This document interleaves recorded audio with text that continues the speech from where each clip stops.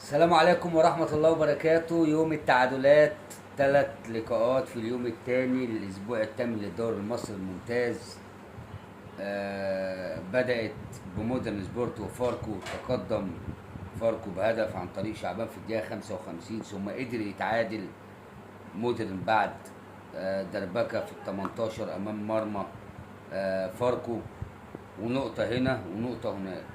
ثم دجلة اللي زي ما اتكلمنا أكتر من مرة إن دجلة السنة دي حقيقة كل مباراة بيحاول يخرج منها لا بتعادل لا بمكسب، عشان يمشي زي ما هو ماشي. 15 نقطة لدجلة، لسه صاعد السنة دي. فريق ليه باع في الدوري الممتاز ولكن لسه صاعد وعامل نتائج مبهرة وكسب نادي الزمالك.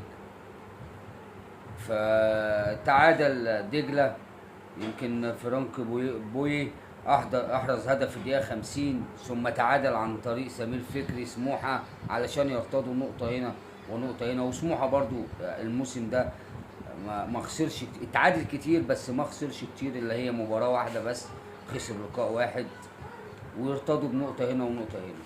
ثم المباراه الثالثه السلبيه بين غزل المحله وانبي، اللهم الا تصويبه صاروخيه في العارضه، ولكن محاولات هنا ومحاولات هناك، ومفيش فرقة قدرت تخطف ال3 نقاط علشان يطلعوا حبايب. وفي انتظار لقاء القمة غدا ان شاء الله.